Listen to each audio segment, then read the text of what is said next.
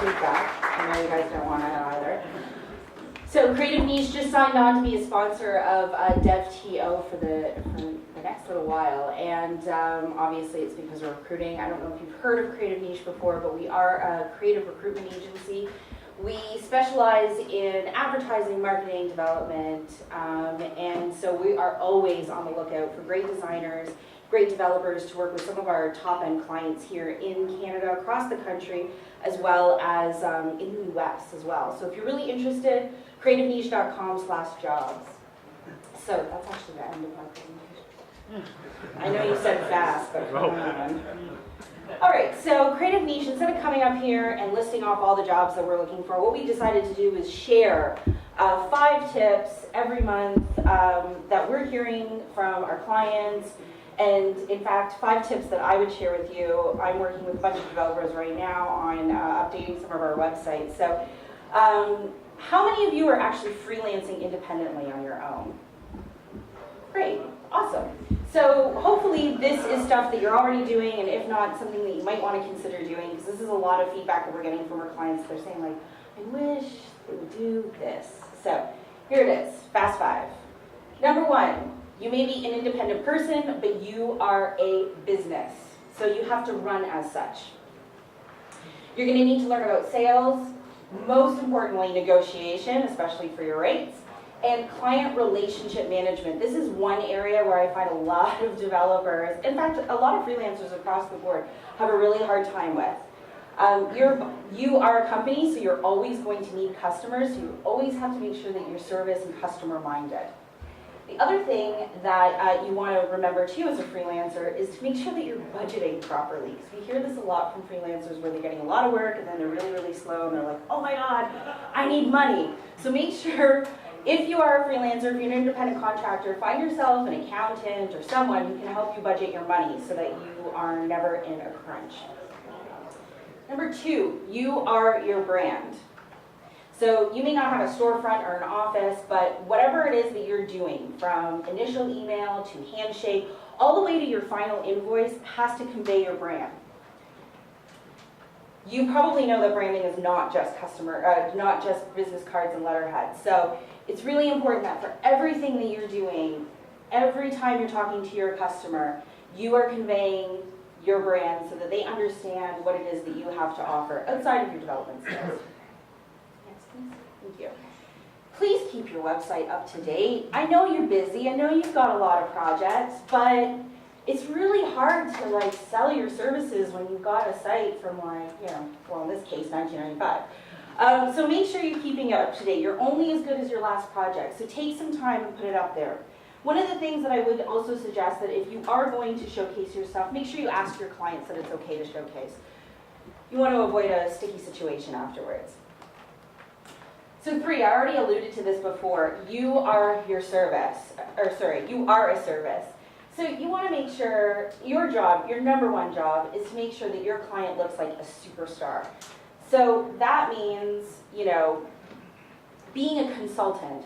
If you see that something in their project could be done better or should be done better, offer a consultation. Always, of course, keeping in mind their budget and whatever other constraints they might have. But I really appreciate that. I'm working with a back-end developer right now who really nicely, in a private email, said to me, I took a look at some of this code and some of the things that was done by another team, and here are some things that I think that you could do that would be a quick fix or something that would be relatively inexpensive for you to do but would optimize your site so much more. And I really appreciated that. Please use everyday language, especially with clients that may be less tech savvy than you. And really just simplify your language with them. If you're not properly connecting with a client, and one of the ways that you're not connecting with them is maybe you're using too much jargon or you're speaking above their level, that can be a real turnoff. And the whole point here is to make sure that your customer always comes back to you. So try to speak to them at their level. You're going to have to be a project manager, and I know that can be really difficult for freelancers. Go to the next one. But be organized and really learn how to establish a scope really well and communicate that scope to a client. Make sure they really understand it. This is usually where I see a lot of projects, even my own, come off track because there was a miscommunication about the scope, there was a miscommunication about the specs. And this is a time at the beginning where you want to be very clear about what it is that you're going to deliver and when you're going to deliver it. And then please deliver it on time, meet your deadlines, or be ahead of your deadline. So, give yourself extra time or buffer time around your deadlines to make sure that you're meeting it and you yourself are looking like a superstar so that you get referrals or the client calls you back. This is a big one for me. Please answer your emails and really answer them properly. If you don't have a lot of time that day, but you saw the customer's email, write them back really quickly and say, I saw your email, I'm really busy, and I'll get back to you, and then set a time when you can get back to them. Or make sure that if you're replying to the email, you're replying to all of their questions. This is one that I still get where I'm like, okay, well, 2 out of 5 got answered.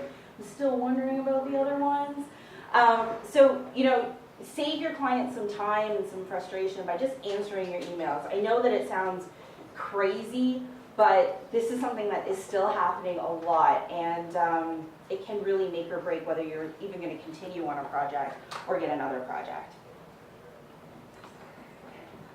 Finally, it's about creating relationships. And before I go to the next slide, this is a slide that I didn't create, but I really wish that I had.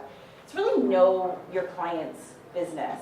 I am in a lot of meetings where I'm vetting new vendors or new developers or new designers, and I'm blown away by how little research people do when they come in.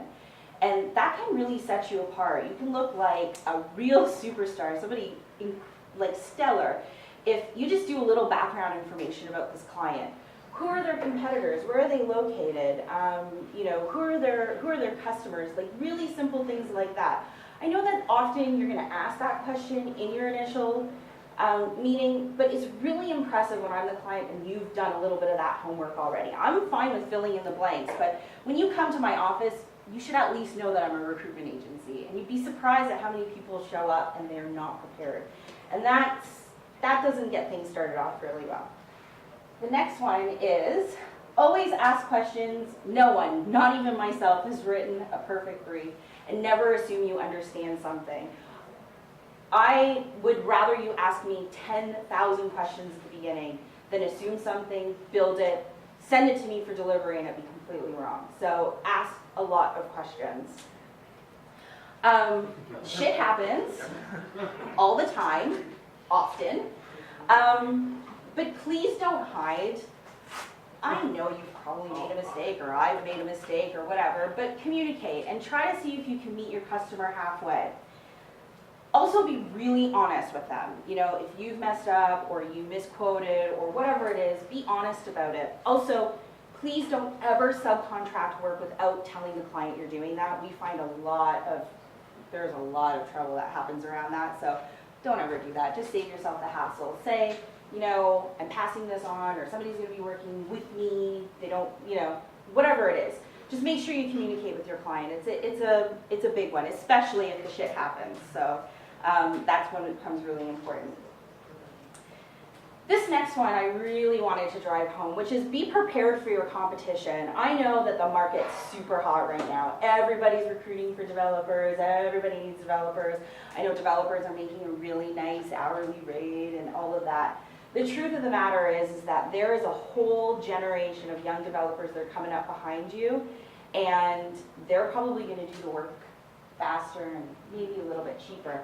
And where you have the competitive advantage is your experience, but also your business acumen, so what you can bring to a client. And so that's something that you really want to work on. And that's, of course, again, the whole relationship building thing. So that's something to keep in mind. You want to make sure that you're staying competitive. And this is one of the ways you can do it. Just your service, your consultation, your knowledge. And that's it. Thank you so much.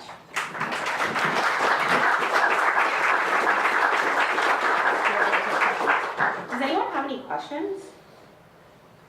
No? All right, thank you. Oh, you do have a question, yeah. How do I decide how much to charge for my hourly? Oh, that's a really good one. Was everybody thinking of that, but nobody wanted to ask? Yeah.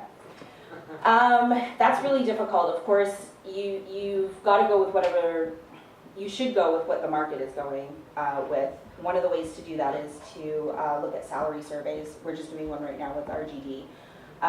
If you go to RGD or creativeearners.ca, there should be a report there that shows you. We generally tell people that whatever your yearly salary would be, so let's say your yearly salary is, I don't know, just for easy math sake, I'm really bad at math, 20 grand a year, okay? So you take that 20, okay? You would multiply it by 2, so it would be $40, and then you would add 20%, whatever 20% would be. And that 20% there, especially if you're an independent freelancer, is supposed to cover the time that you may not be working or you have to reinvest in something. So obviously you should always have the latest, machine or software or whatever it is that you need. So you want to take that 20% and reinvest it into your business. And that's generally what it is. I know it really depends on your years of experience and then also your skills. I mean, if you have a coding skill that, like, there's not a lot of people here in Toronto that have it. If you're like one of 6 or 12 people that have it, then you'll probably have a higher rate than somebody who doesn't have it. So it really depends. Another plug for Creative Niche, that's something that we often discuss with developers when they come in is, what we're seeing is the market rates and then helping them set that. So whether you actually work through us or not, when you meet with us, we certainly help consult there. So, any other questions? Yes, in the back. For legal issues, who should I go to? For legal issues? Should I go to A lawyer? I don't know any lawyer. Well, legal, I would say find a lawyer who specializes in commercial businesses. Are you you're an independent contractor? No, I do my own work, but sometimes I issue licenses, and people are like, well, there's some legal issues. Okay, yeah, for that I'm not 100% sure. I would highly recommend going to a lawyer. I have a suggestion for him. Yes. A couple days ago on Startup North, they posted a list of startup resources in Toronto. There's a big section of lawyers that are all kind of tech and startup focused. So, Okay, fantastic. So that was Startup North? startupnorth.ca. Startupnorth.ca, that's great. Yes, in the back with the glasses. Actually, another recommendation for Law Society of Upper Canada offers a 30-minute free referral to the US. That was the Upper Law Society of Canada?